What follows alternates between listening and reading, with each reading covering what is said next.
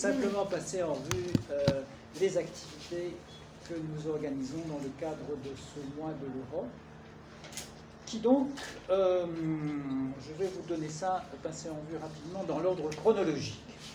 Ça, c'est plus lisible, même s'il y aura des retours en arrière et des explications de temps en temps. Donc, le premier événement qui arrive, eh bien, c'est demain. Demain, c'est le 3 mai, et donc c'est la journée internationale de la presse, de la liberté de presse, plus exactement. Et donc là, nous avons voulu la célébrer de deux manières. Demain, précisément, avec une descente de ma part à l'agence burundaise de presse.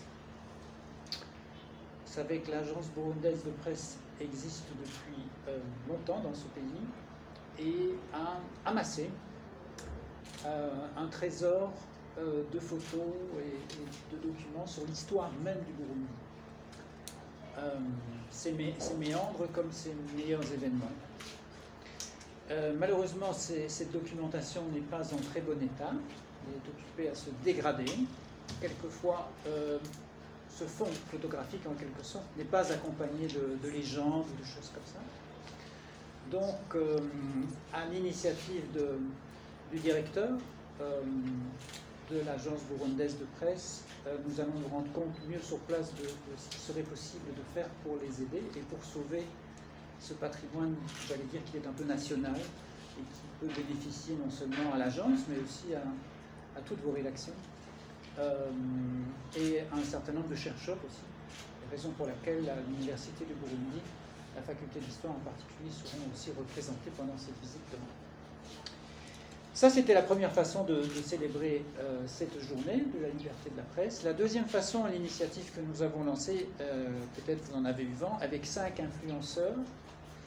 Hein, vous les connaissez mieux que moi, Sadbi, Kirikou, Monawelda, Mélie et le DJ Paulin.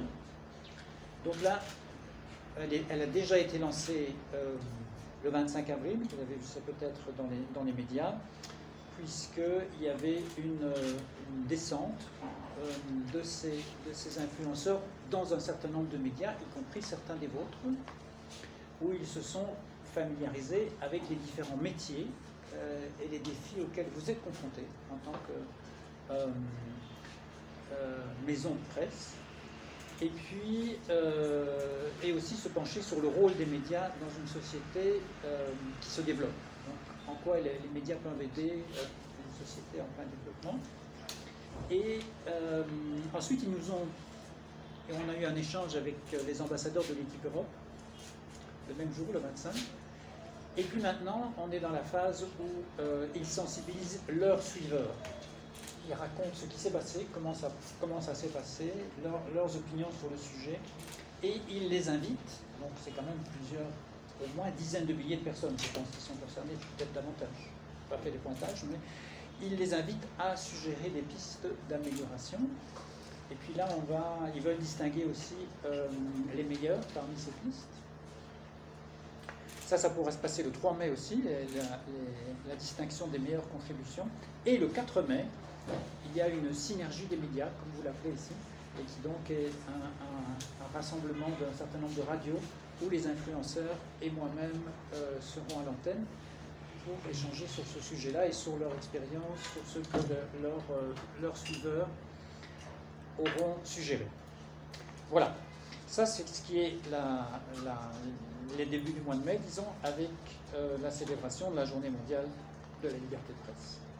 Le 9 mai, ça ne vous aura pas échappé, c'est un peu notre fête nationale, comme il y a le 14 juillet, le 21 juillet, le 4 juillet.